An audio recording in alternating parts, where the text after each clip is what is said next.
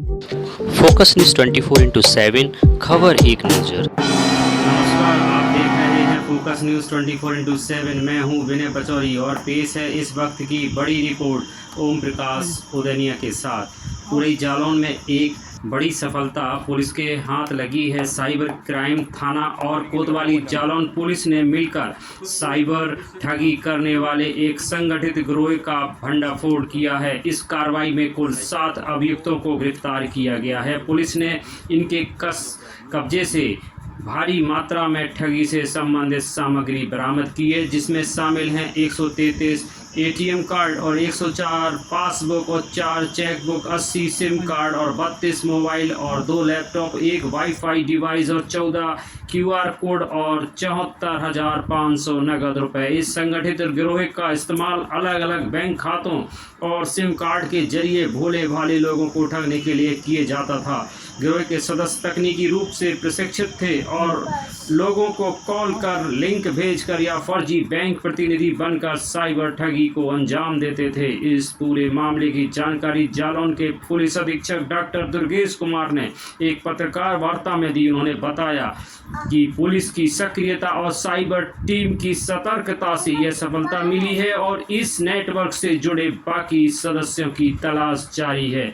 Focus news 24/7 की तरफ से जनमानस से अपील है कि किसी भी अनजान कॉल या लिंक पर अपनी निजी जानकारी साझा न करें। सावधानी ही सुरक्षा है। इसी के साथ दीजिए मुझे इजाज़त। देखते रहिए फोकस न्यूज़ 24/7, सच सबसे पहले।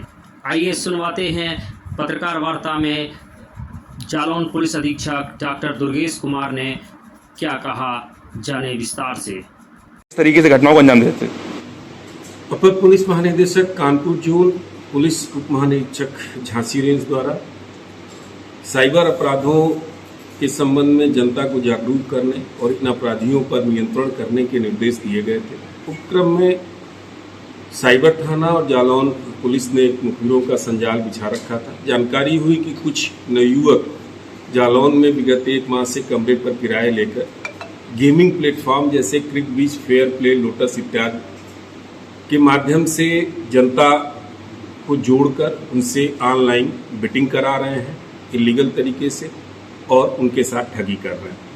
इनको रात में गिरफ्तार किया गया तो इनके कब्जे से 133 अदद ATM, 104 passbook, 32 mobile phone, 80 SIM card, 14 UPI के क्यूआर कोड, 2 लैपटॉप और 74,500 रुपये नगद के अलावा अन्य सामग्री भी बरामद हुई है। ये कुल 7 अभियुक्त हैं जो दतिया, झांसी, आगरा, मैनपुरी के रहने वाले हैं, जिनका सरगना है विश्वजीत दांगी जो दतिया का रहने वाला है। ये लोग गेमिंग प्लेटफॉर्म से संपर्क कर लेते थे, फिर अपना व्हाट्सएप ग्रुप बनाते थे। उस जो सरगना इनका गेमिंग प्लेटफॉर्म का बंदा होता था वो क्यूआर कोड के माध्यम से जुड़ता था और आपस में बात करने के लिए सिग्नल ऐप का प्रयोग करते थे। जो भी आदमी इनके एडवर्टीजमेंट पर क्लिक करता था उनकी सूचना इनके पास आती थी। यहाँ से ये लिंक भेजते थे, वो व्यक्ति जो पीड़ित है वो इनसे जुड़ जाता था। उस लिंक के माध्यम से वर्चुअल पैसा जमा करा के वर्चुअल कॉइन देते थे और जीत हार के बाद जो जीतता था उससे थोड़ा बहुत पैसा वापस करते थे। शेष का पैसा ये वहाँ ट्रांसफ़र कर देते थे, जिसमें से इनको कमीशन मिलता था। ये बहुत बड़ा गेम है, बहुत बड़ा गैंग है ये। इसको हम लोगों ने वर्कआउट किया है, इसमें और आगे अभी विवेचना कर रहे हैं।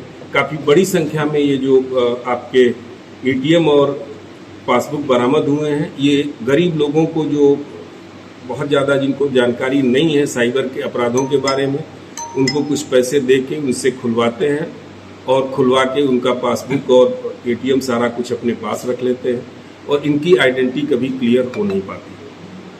किस तरीके से ये गेम कौन कौन से गेम हैं जिन पे ये लोग पैसा लगवाते थे, इनका जो मोटिव था, किस तरीके से घटना को अंजाम देते थे? अभी देखिए, जैसे जो अभी तक की विवेचना से बात आई है, क्रिकबच, फेयर प्ले और लोटस जो गेमिंग प्लेटफॉर्म है उनके लोगों से ये संपर्क करते थे। स्वयं एक व्हाट्सएप ग्रुप बनाते थे अपने लोगों का।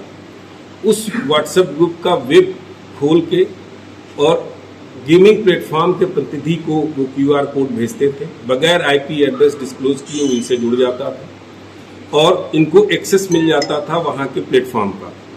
फिर जो आदमी भी कहीं भी हिंदुस्तान में बैठा हुआ उस एडवर्टीजमेंट को क्लिक करता था। इसकी सूचना इन तक या तो सीधे आती थी या प्लेटफॉर्म का प्रतिनिधि इनको दे देता था। ये उस आदमी को एक लिंक भेजते थे और उसको एक्सेप्ट करने के लिए कहते थे। जैसे ही लिंक ओपन करता था उनके साथ जुड़ जाता था। फिर सिग्नल ऐप के माध्यम से ये ग्राहक और ये दोनों संपर्क में आ जाते थे। इनसे जितना पैसा होता था बताते जाते थे। एक मिनिमम अमाउंट इन्होंने फिक्स कर रखा था 300 रुपये का। उसमें उनको कॉइन, वर्चुअल कॉइन देते थे। फिर जैसे सपोज करिए कि किसी क्रिकेट मैच पर लगा है तो उसमें हार जीत के हिसाब से वो बेटिंग कराते थे। कराने के बाद जो पैसा हार जाता था उसका रख लेते थे, बाकी जो कुछ जीतते थे उनको थोड़ा बहुत पैसा ये वापस करते थे। ठीक।